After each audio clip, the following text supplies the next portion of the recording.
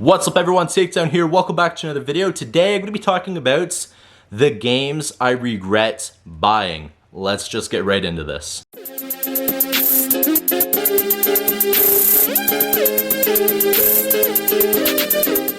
So as a gamer, I do purchase a lot of as a heavy gamer, I do purchase a lot of video games. Sometimes I don't research a game enough to find out if it's something I'm actually gonna like or play. Sometimes it's just something that is part of a franchise that I loved, but the game ended up being complete crap. So today, here's a small list of games that I regret buying. The first one is a game that came out in 2020 and is part of one of my favorite movie franchises. However, the game, in my opinion, was a huge flop. And that is Fast and the Furious Crossroads. Like I just said, I absolutely love the Fast and the Furious movies, but the game for 2020 was a complete flop. Everything from the graphics, the mechanics, and even you controlling the car is terrible. I absolutely hate the gameplay of this game. The story is an interesting story, and it does involve some of the characters from the Fast and the Furious franchise. However, it's not the greatest. They don't even really look like them. It is just terrible graphics in the game. Now for the online aspect of the game, when I was trying to do some of the online trophies, I could not load a match for the life of me. There's just nobody that was playing the online portion of this game. This game was, I think, $53 at release. Luckily, I did purchase it on sale, but it still does suck, and I do regret buying it because, in my opinion, it was a terrible game. I looked at the gameplay, I looked at the official trailer, I expected a lot more of it.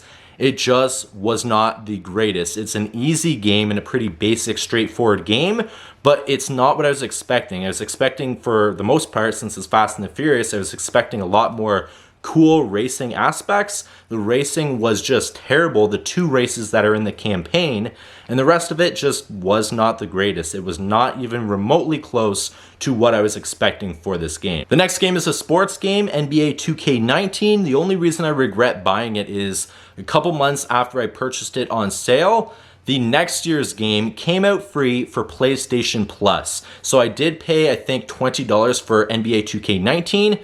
Couple months later, I didn't even really get to dive into this game. A couple months later, NBA 2K20 is free for PS Plus, which I have a subscription, so I was able to get the newer game for that.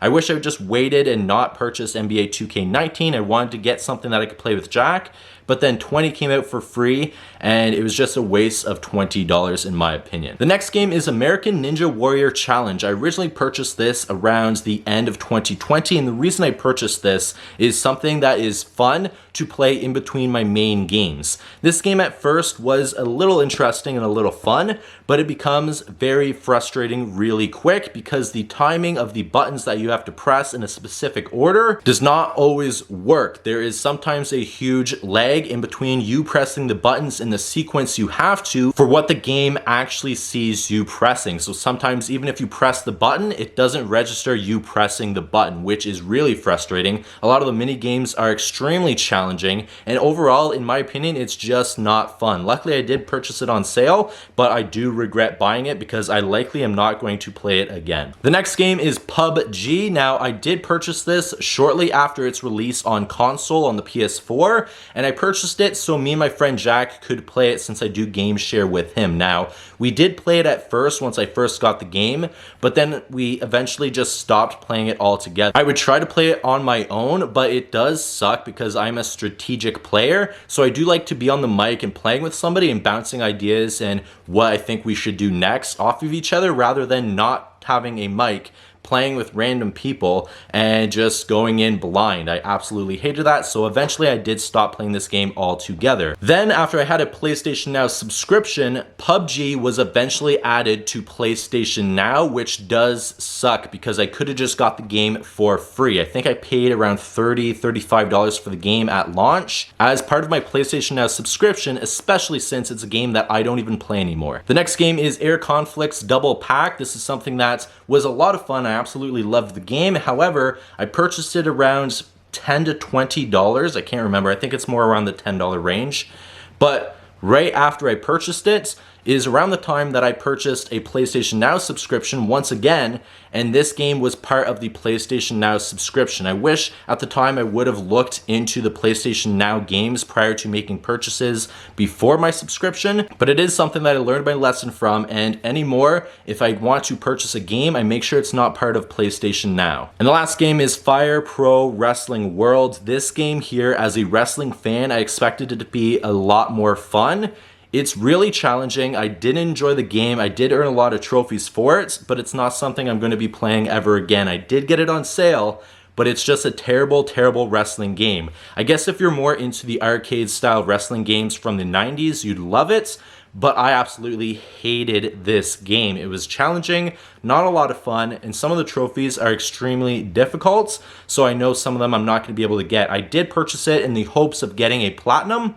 I did earn a lot of trophies, but I can't get some of the harder ones because the gameplay is just terrible, terrible in this game. I absolutely hated it. I think this one here I purchased for $20 to $25. And yes, once again, I do regret purchasing that game because I thought it was a complete waste of money. So these are the games that on my list I absolutely regret buying. There is a few others that could have been contenders to be part of this list, but I decided to go with the ones that made me the most frustrating and that I really regret purchasing. Not only were they free shortly after that I purchased them on not only PlayStation Now, but some of them were a free PS Plus game, but some of them were just terrible, terrible games to begin with. As a heavy gamer, I do expect this to happen from time to time, but I have learned my lesson. I always definitely do some research before purchasing any game moving forward, and I definitely make sure before purchasing it that it's not part of PlayStation Now. As a gamer, purchasing a game that does suck and you know you're not going to play again